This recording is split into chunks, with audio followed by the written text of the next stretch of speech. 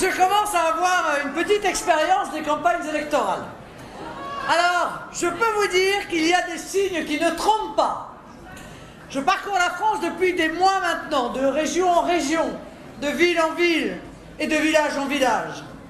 Quand je vois partout l'accueil chaleureux qui m'est réservé, quand je ressens partout une ferveur, un enthousiasme aussi débordant, je me dis que nous sommes sur la bonne voie.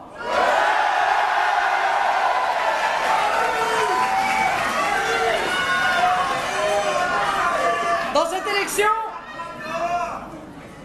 je suis la seule à venir au contact de tout le peuple de France. Car vous l'aurez remarqué, pas une semaine sans que je tienne une ou deux réunions publiques, là où mes adversaires ne mettent jamais les pieds, dans de petites communes, de petits villages. Je n'aurais pas voulu faire campagne sans aller à la rencontre de cette France des clochers, cette France des pâturages et des cultures, cette France du labour et de la ferme, cette France tellement vivante, tellement représentative de l'esprit français. Oh, j'aime Paris, bien sûr, j'aime nos grandes métropoles, j'aime Tours, Orléans, Le Mans et Chartres, bien entendu. Chacune de ces villes que j'ai citées illustre au plus haut point la grandeur de la civilisation française, de son architecture, de son patrimoine. Mais j'aime aussi passionnément nos petits bourgs, ces endroits de France où il fait bon vivre et où depuis des générations et des générations, des hommes et des femmes valeureux façonnent nos paysages, font vivre notre agriculture, nourrissent les habitants des grandes villes, font vivre notre identité française, attachés qu'ils sont à transmettre, sans les dénaturer, nos codes, nos mœurs, notre mode de vie. J'ai la semaine dernière rencontré nombre d'agriculteurs, éleveurs et pêcheurs. J'ai rappelé la priorité absolue que je donnerai à l'indépendance alimentaire française, gage de prospérité pour nos paysans, de sécurité alimentaire pour nous et nos enfants, de revenus pour la nation tout entière via des exportations revivifiées. Vous savez, la France s'est désindustrialisée massivement.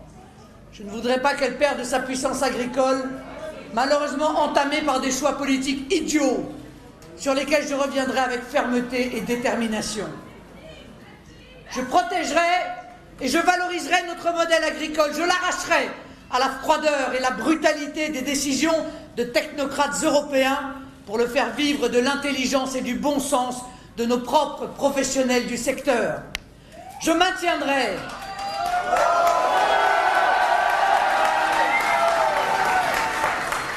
contrairement à ce qui est dit, je maintiendrai le niveau des aides agricoles, mais elles seront versées directement par la France en concertation avec les agriculteurs pour plus de justice et de respect du travail considérable qu'ils accomplissent chaque jour. En fait, je veux supprimer le pilotage automatique de notre économie, de notre agriculture, par les technocrates enfermés dans la tour de contrôle de Bruxelles. Nous repasserons en pilotage manuel. Dans cette élection, je suis bien la seule des candidates à parcourir la France de nos villages. Et je ne me sens pas seule quand je m'y rends, bien au contraire. Je rencontre chaque jour cette foule de patriotes anonymes, mais tellement dévoués à la cause que nous défendons. Je vois des visages parfois meurtris par les difficultés de la vie. Je devine souvent l'angoisse lorsque le soir venu dans la solitude d'une fin de journée, telle ou telle mère de famille s'inquiète de ne plus pouvoir nourrir correctement ses enfants. Je pressens la détresse de tel ou tel père de famille qui redoute le chômage. Je n'ignore rien de la hantise de ces jeunes que je rencontre et qui pensent que la société les abandonne sur une voie de garage en ne leur proposant aucun avenir, qui ne comprennent plus où on les mène, ni à quoi servent tous les efforts qu'ils fournissent pour un salaire dont on leur explique qu'il a vocation à baisser, qui pressentent qu'ils ne toucheront pas d'ailleurs la retraite pour laquelle ils cotisent, qui craignent le pépin de santé dont ils s'angoissent qu'ils pourraient les mettre en réalité sur la paille. Mais même, voyez-vous, même chez ces blessés de la vie, ces Français qui doutent, je vois toujours aussi des sourires. Je vois leur espérance quand nous nous mettons à parler de la France. quand nous nous mettons à penser à un avenir meilleur, un avenir français, un avenir où enfin les Français se feront respecter et auront le sentiment de travailler pour eux-mêmes. Et je suis heureuse de me dire que ces Français-là, nos compatriotes, nos enfants ou nos parents, nos proches ou nos collègues, nos voisins ou nos amis croient en la France. Ils ont retenu les leçons de l'histoire et savent que la France permet toujours à ceux qui y croient un avenir meilleur que celui qu'écrivent ceux qui l'ont abandonné. Ils savent que c'est le malheur qui est au bout de ce chemin de destruction que trace la mondialisation brutale, sauvage, radicale.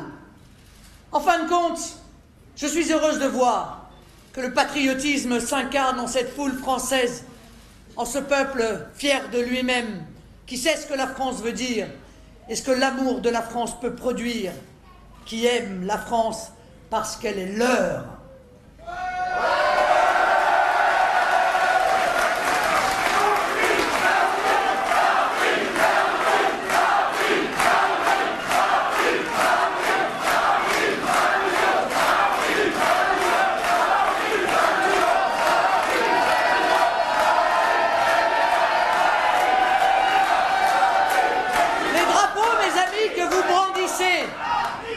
Ces drapeaux prouvent que le patriotisme n'est pas une idée morte, ce n'est pas un concept d'hier, c'est au contraire le creuset de notre avenir, c'est l'endroit où naissent toutes nos ambitions, où se réalisent nos rêves, où s'invente notre futur.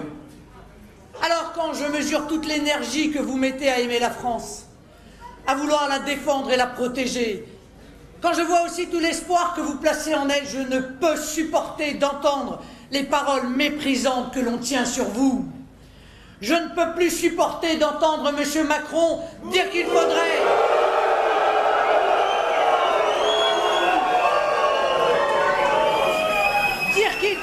vous chasser, vous, patriotes de France, de votre propre pays.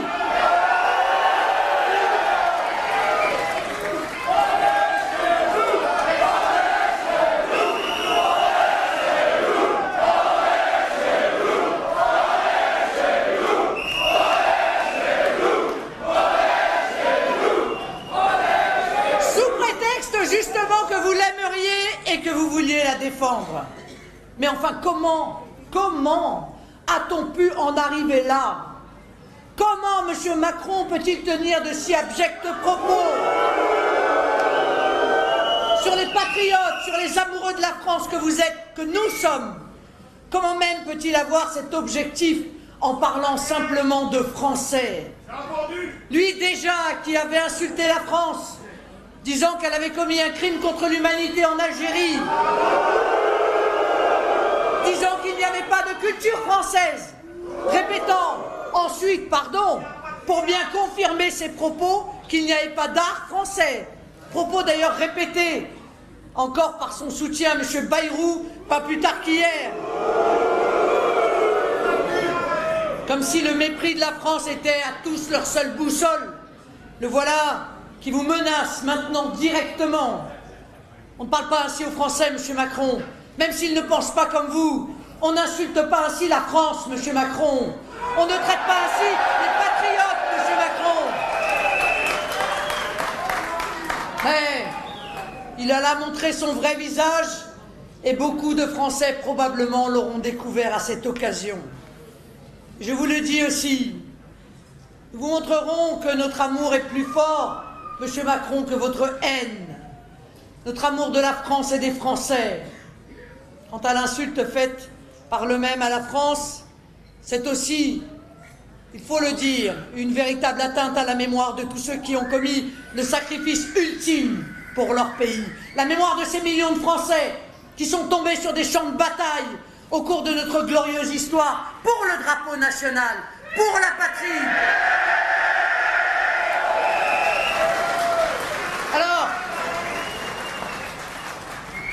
en écho à sa diatribe, je vous le dis, mes chers amis, je ne serai pas la présidente des Papous ou des Esquimaux comme M. Macron qui égrène toutes les nationalités dans ses discours, ne voyant pas devant lui des Français, mais des gens qu'il ramène à leurs origines.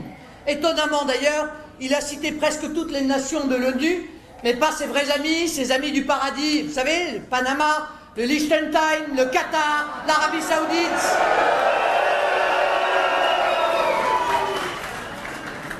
Ce qui est assez inquiétant, c'est que cette attitude indigne n'a pas l'air de choquer. Toute sa campagne, finalement, se résume à un discours de négation de la France. C'est peut-être ça qui fait fondamentalement la différence entre nous. Les attaques contre la France, c'est le fil rouge, l'alpha et l'oméga de sa campagne. Ce n'est que cela, en permanence. Culture, citoyenneté, unité. Il n'y a plus rien qui soit français dans sa bouche. Il n'y a plus que communauté. Il n'y a plus qu'appel à des votes communautaires. C'est ainsi qu'il conçoit la France. C'est une perspective éminemment inquiétante. D'ailleurs, ce qui est également assez inquiétant, mais ça, vous ne le voyez pas, alors je suis obligé de vous le dire, c'est que toute sa vie politique est gouvernée en réalité par les agences de communication. Ce sont elles qui choisissent les photos que les magazines sur papier glacé peuvent publier, avec des contrats juteux à la clé. Ce sont elles qui appellent les journalistes pour changer des titres qui ne plaisent pas aux candidats, ou corriger des articles qui auraient le malheur de critiquer un tout petit peu le même candidat. Certains journalistes commencent d'ailleurs à s'en plaindre et osent le révéler, ils n'en peuvent plus. Et l'on voit bien d'ailleurs que dès qu'on ne lui tient plus la main, dès qu'il est un peu livré à lui-même, dans une interview au cours d'un débat, il perd pied et il dit n'importe quoi.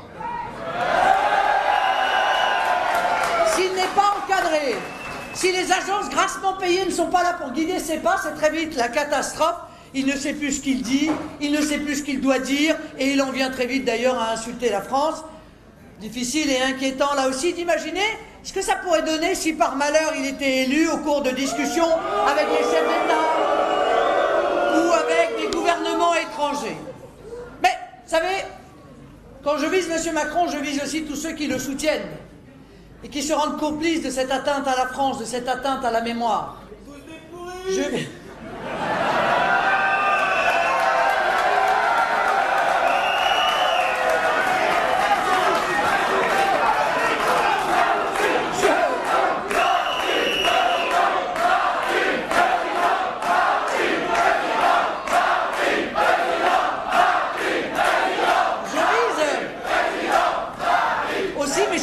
Tous ceux très divers, hein, ça vient de partout. Hein.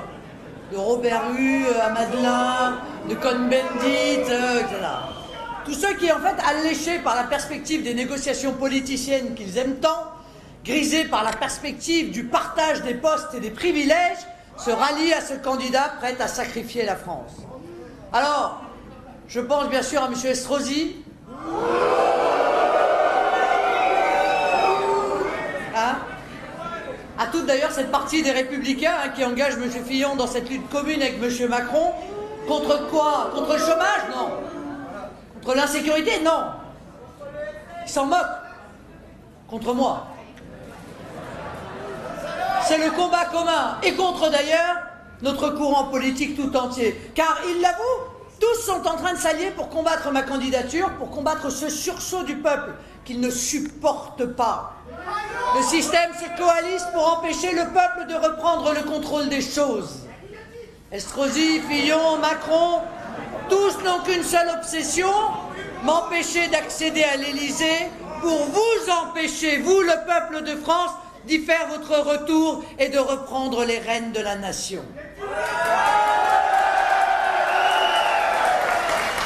Oh, on savait déjà, vous aviez vu, hein, que les candidats étaient entièrement mobilisés pour faire triompher des intérêts privés. Où qu'on se tourne, on trouve des grandes entreprises, des assureurs, des banques, et j'en passe et des meilleurs. Des puissances d'argent avides d'un contrôle encore plus direct de nos vies et de la marche de la France. Alors on a eu les puissantes corporations financières, les puissants groupes médiatiques comme celui de M. Drahi, qui possède BFM, RMC, Libération, L'Express. Je n'ai pas été d'ailleurs particulièrement étonné de voir qu'aujourd'hui dans Libération, il y a un grand débat organisé entre tous les représentants des grands candidats sur l'économie. Alors il y a évidemment Fillon, Macron, Hamon, Mélenchon, mais il n'y a aucun représentant de Marine Le Pen.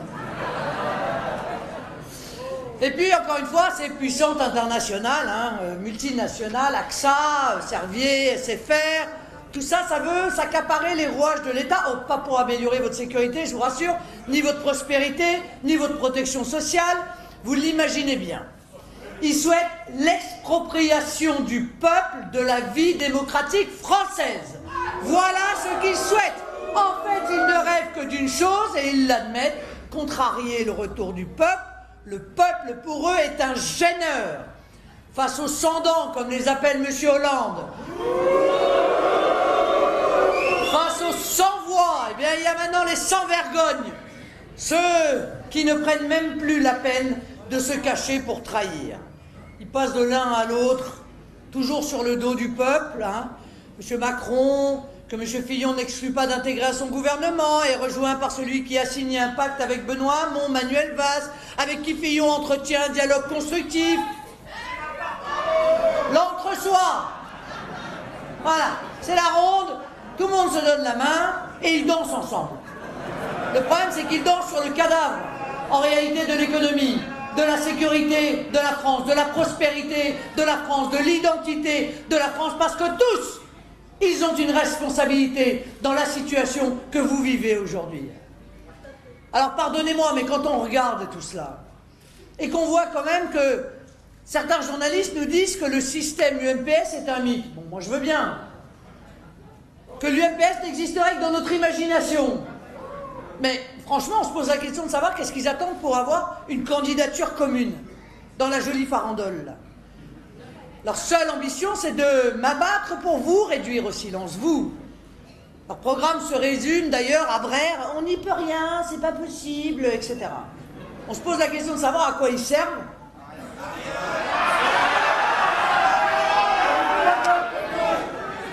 Surtout quand ils déclarent que de toute façon, ils ne peuvent rien changer. Tous les moyens sont bons et toutes les distorsions de la vérité sont utiles pour servir leur ambition. J'entends d'ailleurs, dernièrement, M. Fillon nous parler de sécurité, de défense, nous refaire de belles promesses. Mais vous vous en souvenez, c'était pas il y a si longtemps que ça, les mêmes que celles qu'il avait tenues lors des précédentes élections et qu'il avait magnifiquement trahi une fois arrivé au pouvoir. Je le vois de nouveau prendre cette posture de l'homme responsable, volontaire même, nous dit-il, alors qu'il a fait preuve d'une mollesse et d'une inaction extrêmement coupable, quand il avait pourtant toute l'attitude pour appliquer son programme en tant que Premier ministre. Il a été Premier ministre pendant 5 ans et n'a rien fait, n'a jamais levé le petit doigt pour remettre la France en ordre. Au contraire, il a laissé la chienlit s'installer partout. Il a laissé les zones de non-droit se multiplier sur le territoire, malgré, vous vous souvenez, les grandes déclarations sur le Karcher.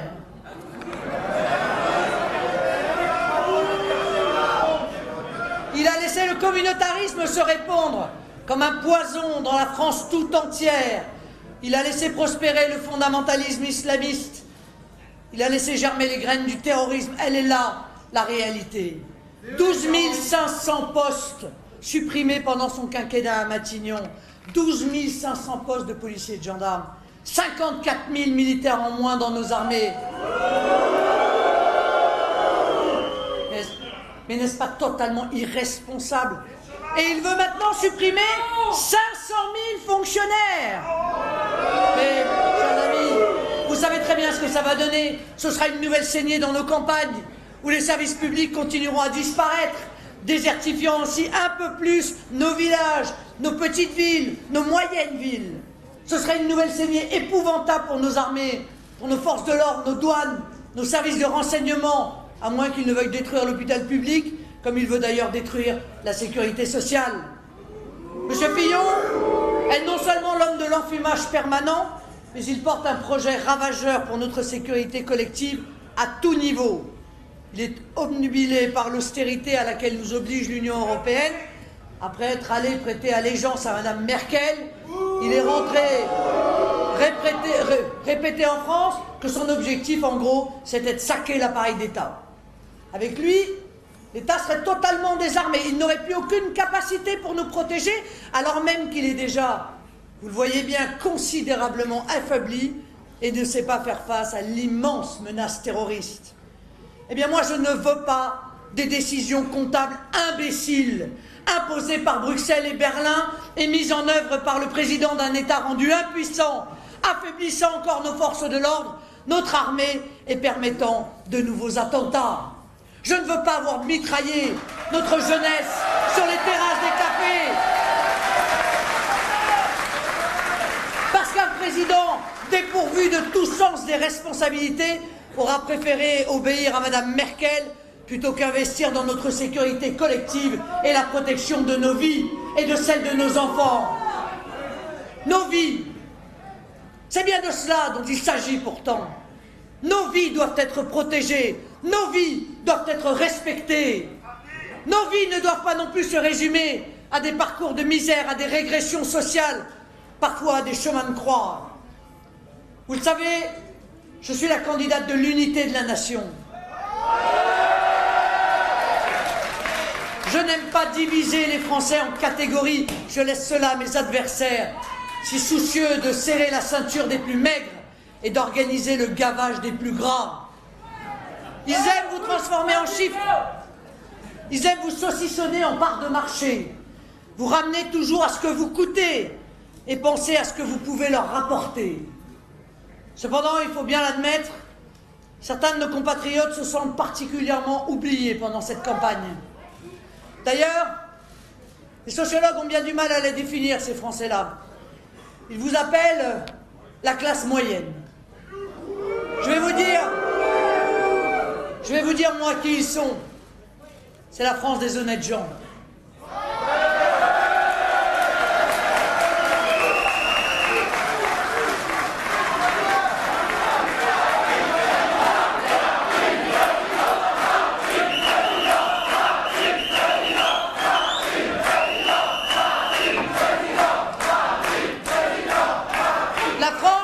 C'est la France qui paye ses amendes.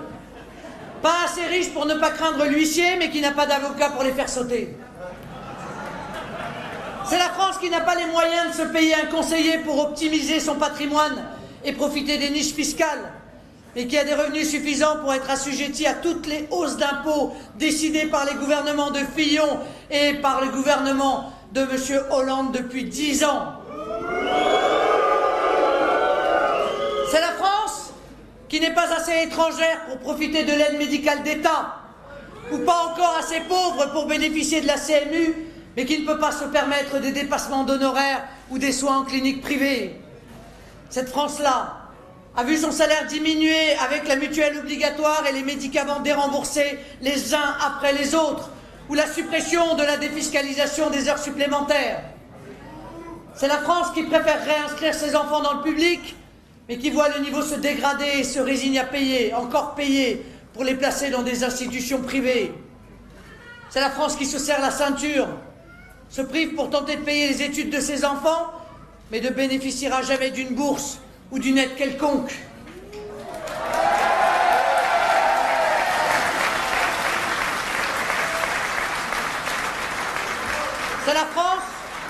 C'est la France des employés que l'on assomme à coups de process, que l'on pressure pour en exprimer toute l'énergie, qui vivent sous la menace d'un plan social et qui se taisent et continuent à travailler consciencieusement, acceptant toutes les pressions, ne pouvant jamais protester contre les exigences de rentabilité de la hiérarchie, parfois les vexations, par crainte d'être licenciés, jetés comme un vulgaire Kleenex. C'est la France qui étouffe dans les transports en commun, qui rentre à la maison loin des centres-villes, devenus trop chers. C'est surtout la France qui craint l'avenir, qui a compris que si nous ne changeons pas radicalement de politique, la génération de nos enfants vivra moins bien que nous. Quelle prévision plus désespérante pour une mère ou un père que d'imaginer que le monde laissé à son fils et à sa fille sera plus dangereux, plus pollué, plus difficile, le logement plus cher, le salaire moins généreux que dans celui qu'il a vu naître. Je suis mère et je me bats pour que mes enfants vivent dans un monde plus juste. La génération du baby-boom croyait au lendemain qui chante, car on retrouvait un travail du jour au lendemain, on pouvait. Aujourd'hui, bien souvent, quand on a la chance d'échapper au chômage, on court de CDD en CDD avec l'angoisse au ventre. confrontés à des assurances ou des banques de moins en moins, comment dire, de plus en plus prospères, et qui ne veulent plus prendre le moindre risque. La classe moyenne, c'est la France des sans-voix, la France qui silencieusement sent monter la peur du déclassement. C'est cette jeunesse qui désespère face à tous les défis qui se dressent contre elle, chômage, coût exorbitant du logement, souffrance au travail. Eh bien, je serai la voix de ceux qui se taisent, de cette classe moyenne qui n'a plus les moyens.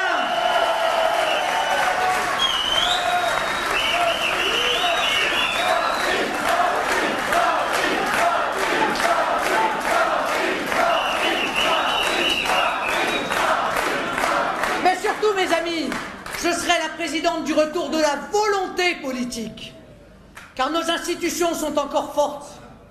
La France est un pays puissant et respecté. L'État est un orchestre complet et solide qui ne demande qu'un chef. C'est cela qui lui manque. Un chef.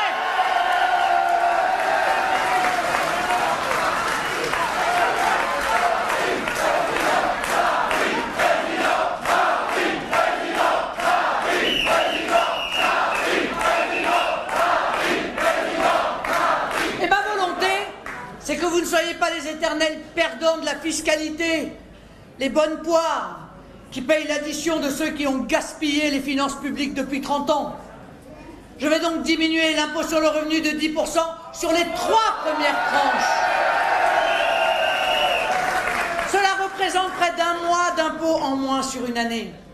J'abaisserai également les tarifs réglementés sur le gaz et l'électricité, car le poste énergie est devenu si lourd depuis la libéralisation du secteur. Dire que l'on devait payer moins. Le résultat, c'est une facture plus salée pour des services moins sûrs. EDF restera dans le giron de l'État, car c'est une entreprise stratégique pour le quotidien de tous les Français. Je ne détournerai pas les yeux de la situation des personnes âgées.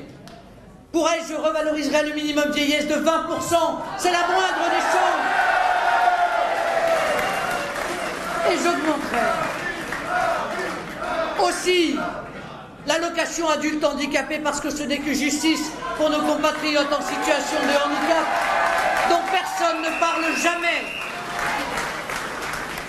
Pour tous les petits revenus inférieurs à 1 500 €, pour ces employés dont je parlais tout à l'heure, mais aussi pour les ouvriers ou les petits retraités, je créerai la prime de pouvoir d'achat qui représentera 80 € par mois environ et qui sera intégralement financée par une contribution sociale sur les importations, pas sur des nouveaux impôts, pas grâce à de nouvelles taxes, pas sur des économies sur la protection sociale qu'on aurait encore affaiblie, pas sur la suppression de la demi-part fiscale des veufs et veuves comme l'a fait François Fillon. Pas sur la suppression de l'universalité des allocations familiales, comme l'a fait M. Hollande, et qui a fragilisé les familles. Et comme...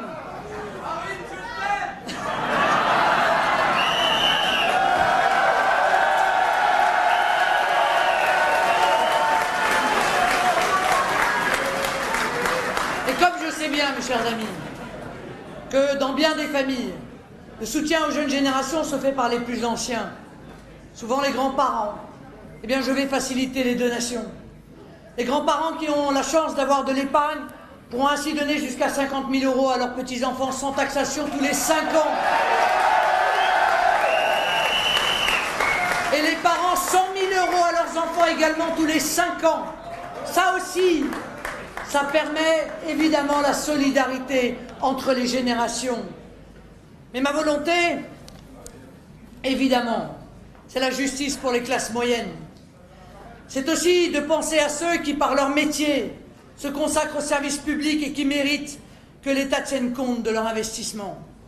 Je pense bien entendu à nos professeurs des écoles, aux autres professeurs, je pense à nos valeureux policiers et gendarmes, je pense à tous ces employés et agents du service public qui ne comptent pas leur temps.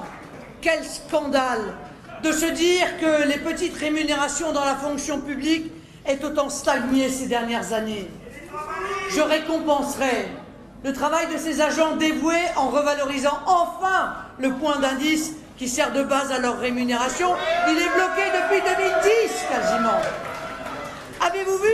Avez-vous vu cette scène surréaliste où François Fillon visite un hôpital et reste totalement indifférent au discours des infirmières qu'il rencontre? Il ne comprenait rien à leurs revendications, restait totalement insensible à leurs souffrances, elles qui se donnent tous les jours pour nos malades et qui n'en peuvent plus des conditions dans lesquelles elles sont contraintes de faire tourner l'hôpital. C'était une scène glaçante. Tout ce qu'il a pu leur répondre était qu'il fallait désormais qu'elles travaillent davantage. Comme si elles n'en faisaient pas assez déjà, et pour le même salaire par-dessus le marché. Et quand on sait qu'il veut supprimer je ne sais combien de postes dans la santé, on imagine très vite à quelle vitesse il détruirait notre système de santé. Tous les efforts budgétaires que nous devons faire et que je viens de citer sont possibles. La réalité, c'est que les économies budgétaires dont la France a vraiment besoin n'ont jamais été faites. Je propose un plan drastique d'économie, mais sur la mauvaise dépense publique. Je vous parlais de l'aide médicale d'État tout à l'heure. Il faudra évidemment la supprimer. La fraude sociale et fiscale, la contribution au budget de l'Union européenne, les politiques sociales en faveur de l'immigration de masse. Il est temps de s'attaquer à ces dépenses nocives.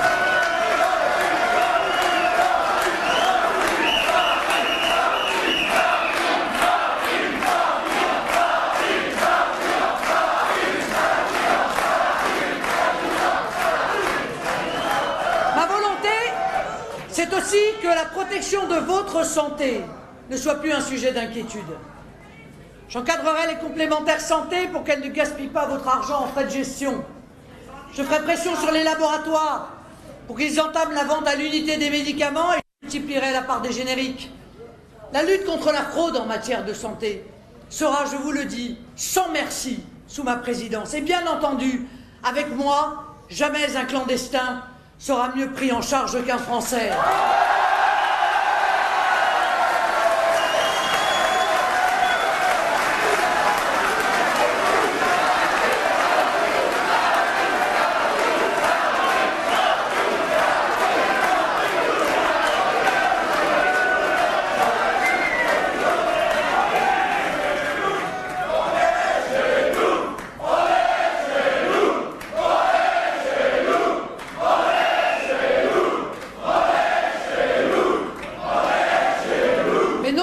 Vous êtes chez vous, mais vous cotisez et vous êtes moins bien pris en charge que quelqu'un qui vient sur le territoire en ayant violé la loi ou s'y maintient en continuant à violer la loi. Mais c'est vraiment le symbole d'une injustice totale. Croyez-moi, j'y mettrai fin immédiatement parce que je ressens ce sentiment d'injustice. Ce n'est pas le rejet de l'autre. C'est le retour de la solidarité entre les Français de toutes les origines. C'est le retour du bon sens, qui veut que l'on protège d'abord les siens. Ma volonté, c'est aussi de rétablir les heures supplémentaires en les défiscalisant et en améliorant leur majoration. Ne vous laissez pas tromper par ceux qui veulent vous faire travailler plus pour gagner moins, comme François Fillon. C'est essentiel, car les heures supplémentaires sont un complément substantiel de revenus pour bien des familles. Et ne vous y trompez pas, quand il veut supprimer la durée légale du travail, ça veut dire que, évidemment, il fait disparaître le principe même de ces heures supplémentaires. Enfin, je l'ai dit tout à l'heure, mon choix sera de baisser les 10% de l'impôt sur le revenu, pas seulement, encore une fois, pour la première tranche, mais pour les 3 premières tranches, parce que je veux inclure tous ceux dont je parlais tout à l'heure dans cette baisse d'impôt. C'est honnêtement sur vous qu'a pesé le plus lourdement les augmentations qui ont été décidées dans les dernières années. Et puis surtout, mes chers amis, je vais faire ce qu'ils ont été incapables de faire alors qu'ils vous l'ont tant promis. Je vais faire revenir l'emploi en France.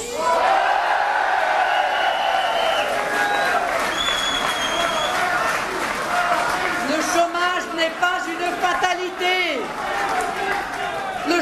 est une arme utilisée par certains intérêts financiers pour maintenir vos salaires à la baisse. Notre pays n'est pas pauvre. Cette année, ce sont plus de 50 milliards de dividendes qui ont été versés. Mais l'argent est mal réparti.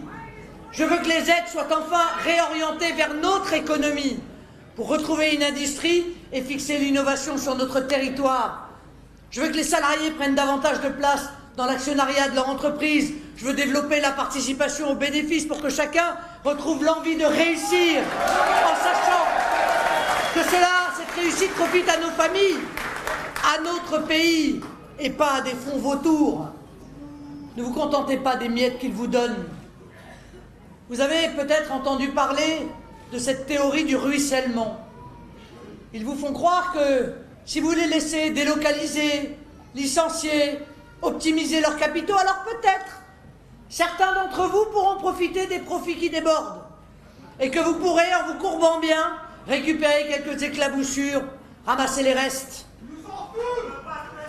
Les Français sont trop fiers pour cela. Vous êtes trop fiers.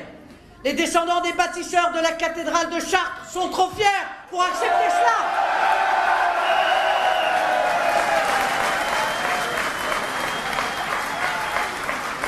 Ce que nous voulons, c'est une richesse partagée en fonction du mérite.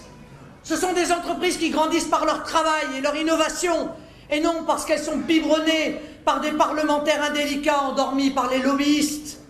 Je rétablirai donc une concurrence loyale pour que nos entreprises retrouvent leur compétitivité. C'est ainsi que nous revitaliserons nos campagnes. C'est ainsi que nous réindustrialiserons notre pays.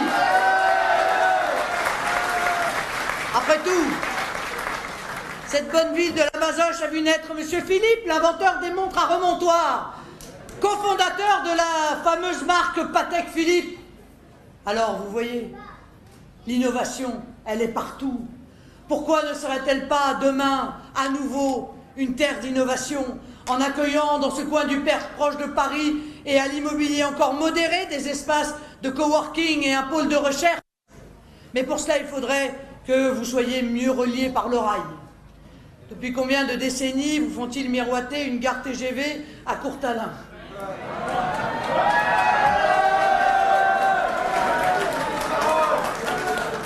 Je vais vous dire, les classes moyennes et tous les Français d'ailleurs sont frappés au cœur par le désengagement de l'État. Il ajoute à l'angoisse d'un monde qui sombre, des gares, des postes et des maternités qui ferment. Nous ne pouvons plus laisser nos villes moyennes se vider de leur commerce. Châteaudun est une ville martyrisée par la désindustrialisation, tandis que les campagnes du Perche qui n'ont pas les rendements agricoles de la Beauce continuent leur lente agonie. Tout cela n'est pas inexorable comme on cherche à vous le faire croire. Ça n'est pas un quelconque sens de l'histoire. Ça n'est pas vrai. On peut en finir avec les délocalisations. On peut reconstruire une politique agricole française digne. C'est de volonté que notre pays a besoin. Il y avait il y a quelques jours un reportage. Alors que tout cela, et l'économiste qui faisait ce reportage m'explique à chaque fois que je le croise sur un plateau que le protectionnisme c'est pas possible, qu'on ne peut pas arrêter la concurrence internationale déloyale. Il fait un reportage sur le protectionnisme en Suisse, avec des Suisses qui viennent dire « Mais si nous n'avions pas le protectionnisme, notre industrie serait morte, notre entreprise serait morte !» Alors, ce qui serait bon pour les autres ne serait pas bon pour nous? Mais au nom de quoi? Au nom de quoi n'avons-nous pas le droit, nous aussi, de nous défendre face à des produits qui sont importés sans respecter aucune norme, en nous faisant du dumping social, alors même que nous, on nous demande de respecter des normes de plus en plus importantes? À quel titre devrions-nous accepter cela? À quel titre devrions-nous accepter d'accueillir chaque année 200 000 immigrés légaux alors que nous avons 7 millions de chômeurs? Pour leur donner quel emploi? Pour les loger dans quel logement? Pour les soigner dans quels hôpitaux? À quel titre les artistes qui ont fait une tribune contre moi, c'est pas très original, notez, hein, à la tribune des artistes au moment de la présidentielle, on y a droit à chaque fois. Mais dites-moi, à quel titre il refuse la priorité nationale aux ouvriers, aux agriculteurs, alors que même ils bénéficient de l'exception culturelle française? Pourquoi c'est bon pour eux et pourquoi c'est pas bon pour vous?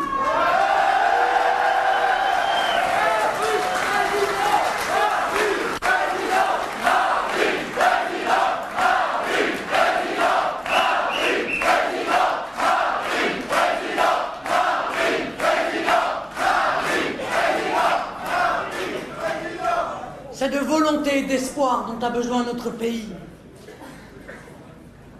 Espérez, espérez, écrivez sur An, c'est démentir l'avenir. Je viens changer le futur gris qu'on vous avait tracé. Je viens vous rendre l'espoir en vous disant qu'un autre monde est possible. Un monde dans lequel vous ne vivrez pas sous le couperet d'un plan social. Un monde qui ne vous force pas à choisir entre des centres-villes hors de prix et des logements abordables mais mal reliés. Un monde où l'on ne perd pas de temps dans son entreprise à gérer les difficultés liées à la pratique du ramadan.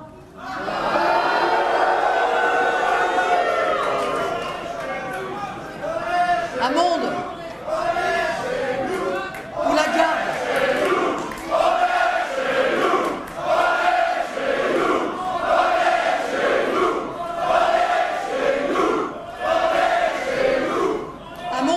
des enfants n'est pas un casse-tête infernal. Et je parle là, évidemment, aussi aux mères de famille. Moi, je vous propose de remettre ce pays en ordre. Les souffres-douleurs de la mondialisation que sont la classe moyenne doit retrouver l'espoir. Je vais desserrer l'étau fiscal qui lui écrase la gorge. Je vais lui rendre le plein emploi pour qu'elle retrouve le bonheur du travail bien fait.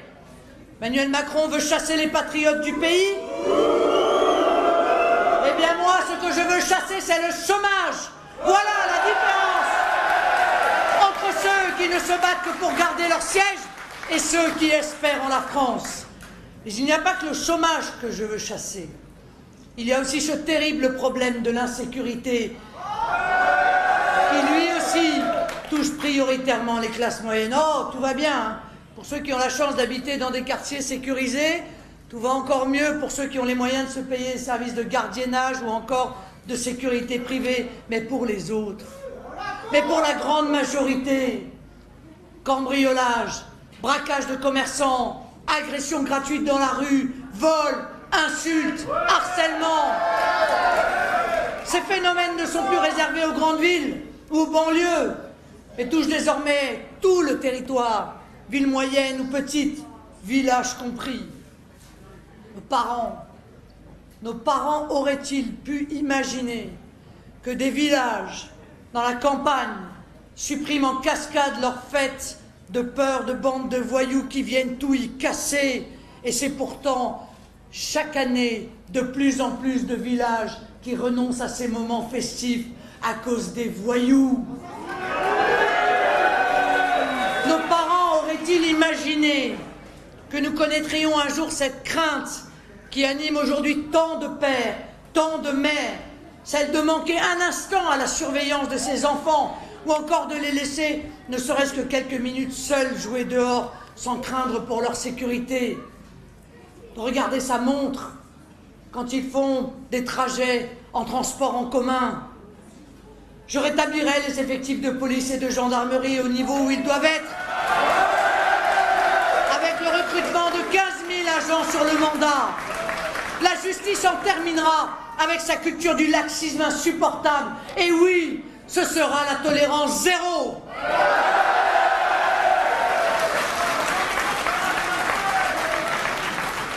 Je demanderai que soit prononcée, en plus de la peine pénale, des peines d'injonction civile, interdisant aux délinquants et aux criminels de pouvoir de nouveau fréquenter les lieux de leurs méfaits après avoir purgé leur peine. On n'a pas envie de les croiser dans les endroits où ils ont commis cela, où ils ont monté leur bande, où ils ont mis en œuvre leur trafic.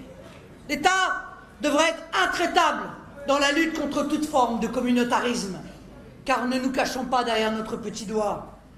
Il y a un lien évident entre les phénomènes de communautarisme, cette lente mais sûre désagrégation de notre communauté nationale en autant de communautés fondées sur des appartenances qui ne sont pas nationales. Un lien évident entre cela et la montée de l'insécurité. Des parties de la population apprennent à vivre en vase clos, sans reconnaître les valeurs de la République. Elles apprennent le ressentiment contre les Français qu'elles n'hésitent pas à insulter, voire à attaquer. Ces zones de non-droit sont un terreau très favorable au développement du fondamentalisme islamiste. Immigration massive, assimilation impossible, communautarisme, fondamentalisme islamiste, insécurité, tous ces phénomènes sont évidemment liés. Et en matière d'insécurité, les petits ruisseaux aussi font les grandes rivières. Chacun sait que dans ces zones de non-droit, le trafic de stupéfiants n'est que la première étape, avant celle des armes de guerre qui pullulent et parfois avant celle du terrorisme. Je le dis ici ce soir, comme je le dis dans chaque réunion publique, il est inacceptable que ces problèmes ne soient pas traités comme ils devraient l'être. Il est aussi inacceptable de voir que mes concurrents dans cette élection font tous l'impasse sur ces sujets. C'est inconcevable. Pas un mot de cela de la part de M. Macron. Pas un mot sur l'insécurité. Pas un mot de M. Fillon d'ailleurs non plus, qui pense qu'en ayant écrit un livre sur le fondamentalisme, eh bien, il s'est libéré du fardeau.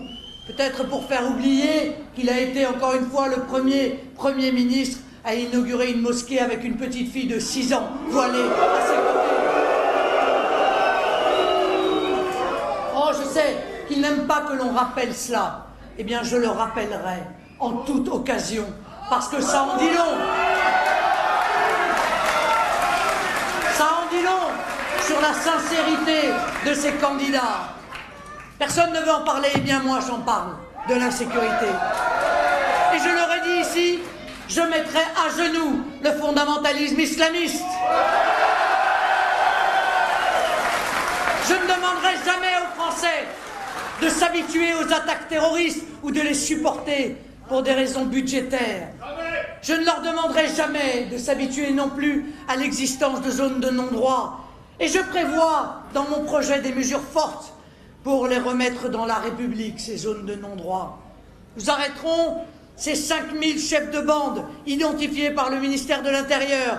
Nous engagerons un vaste plan de désarmement des banlieues. Nous irons chercher les armes de guerre. Je parlais tout à l'heure des recrutements dans les forces de l'ordre. Je réarmerai aussi moralement la police et la gendarmerie pour qu'elles se sentent épaulées. Épaulées dans cette immense tâche qui sera la leur d'aller reprendre le contrôle de ces zones de non-droit. Je ne plierai pas, je ne céderai pas. J'irai jusqu'au bout de la remise en ordre de tout le territoire de la République. Vous pouvez compter sur moi.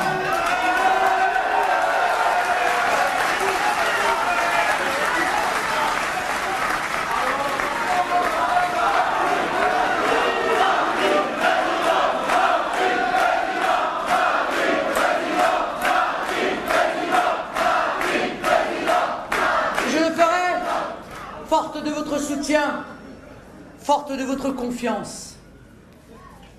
Parce que c'est fondamental, je voudrais vous dire un mot pour terminer au sujet de l'école. C'est fondamental pour l'élévation sociale de nos enfants. Cette élévation que beaucoup malheureusement aujourd'hui considèrent comme impossible parmi les classes moyennes. Mon objectif, c'est que vos enfants puissent profiter d'une école où le maître est respecté, où ils apprennent sereinement les savoirs fondamentaux, lire, écrire, compter. Il y faudra de grands principes pour restaurer la confiance des parents. Je vous en propose 3. La neutralité, parce que c'est le seul moyen d'inculquer un socle de connaissances commun. La laïcité, car c'est le seul moyen pour que nos enfants échappent aux logiques de ségrégation et de tensions communautaristes. Et la sécurité, qui est la base de tout apprentissage. Oui, je suis favorable au retour de l'uniforme. Il permet de gommer les différences sociales il rappelle l'égalité de tous devant le savoir et il assure une certaine décence, une sorte de trêve dans le consumérisme agressif qui nous entoure. J'ai évoqué beaucoup de chantiers. J'aurais besoin de courage et de détermination, mais vous savez que j'en ai.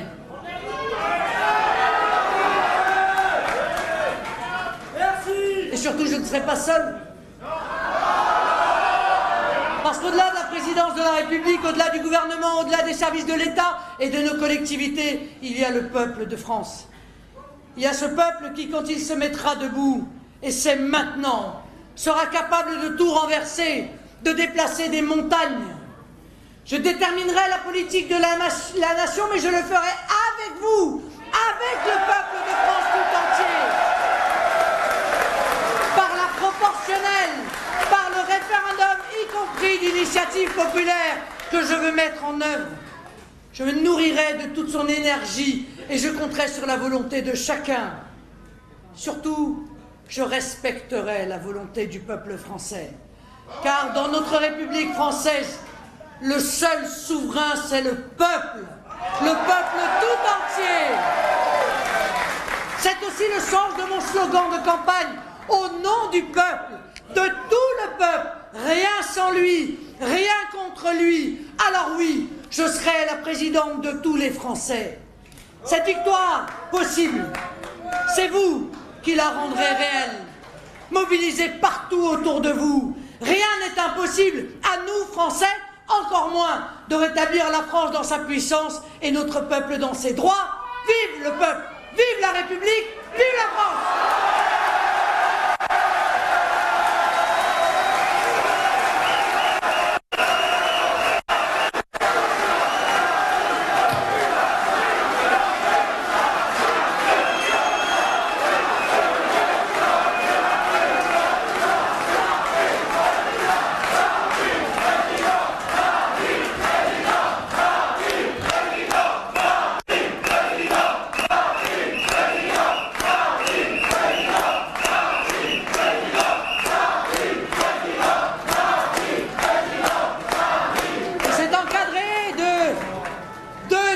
Députés européens qui vous défendent tous les jours contre l'Union européenne que nous allons entonner la Marseillaise. Allons enfants de la